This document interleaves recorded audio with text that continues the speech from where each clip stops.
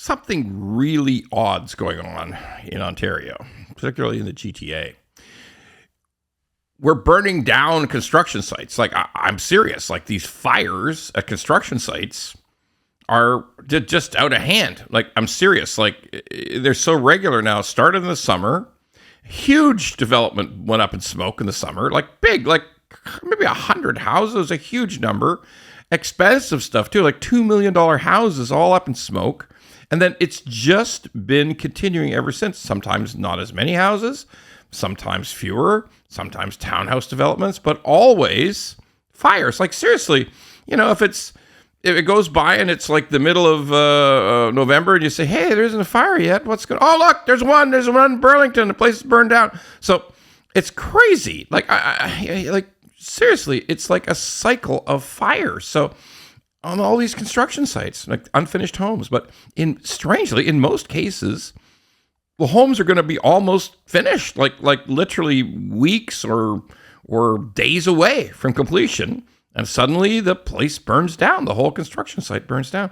So I'm thinking, what the hell's going on here? It's just very strange. So thought about it, put it out on social media. I said, like, it doesn't make sense to me. Like, people are always, there's sort of an undercurrent of, oh, there's some mysterious forces here. It's all arson. By the way, in one of them, it was arson for sure. Like, they had a picture of a guy throwing the Molotov cocktail into the townhouse, for God's sakes, and it caught the whole place on fire. They got the video of him running away.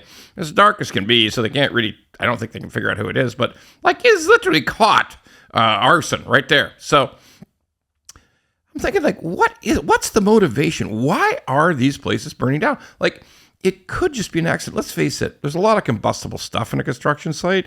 There's a lot of things can go wrong. I mean, of course. I mean, there's nobody living there to keep a careful eye on everything.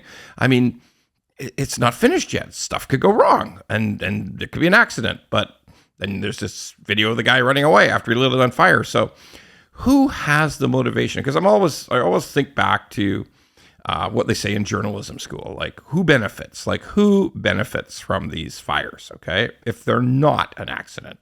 So first thing comes to mind, is it the developer? Is the developer run into some trouble? This is kind of his answer to run into some trouble, or his or her answer to get out of trouble is burn the place down because there's insurance. That doesn't make sense. Honestly, it doesn't make any sense to me. And about the reactions I got back online were the same. No, but a lot of people thought they were, but still a lot of people said, no, developer. And I know some developers, and God damn it, they take a lot of pride in what they build. And I just don't see it. It never made sense to me. I don't think it's the developers. So is it the homeowners? Are the homeowners who are about to take possession, they got problems with the mortgage, can't take possession, they're all worried about it. So, they don't want to have a problem where they can't close and they're going to be dinged for the deposits, and then they're going to be lawsuits, and maybe just burn it down. I don't see that either, okay? I really don't. Like people who buy homes are very normal family people in most cases, and they wouldn't think of arson. I mean, and in a lot of cases with houses, there is no losses. I mean, they've been waiting. They might have sold their home. They might have been waiting to get in. I mean, to me, it never made any sense, okay? And although we got a lot of people online thought, yeah, no, it's probably the homeowners. I didn't put anything past the homeowners. I don't think so. Honest to God, I don't think that's it. I really don't. Okay, it's not the homeowners, not for any rational reason. People want to move into their homes. Okay, that's reality. What about the trades? Because that was one I hadn't actually thought of. And then there was a report out of Alberta that they'd had this on a smaller scale in Alberta in previous years, and it turns out they caught someone. It was a tradesperson who hadn't been properly paid. And no matter how hard he tried, he couldn't get the money. And then he started getting into real serious financial trouble. He had trouble putting a lien because the developer had big lawyers who stopped the lien. And then he couldn't pay his people. He got his truck seized. It was a disaster.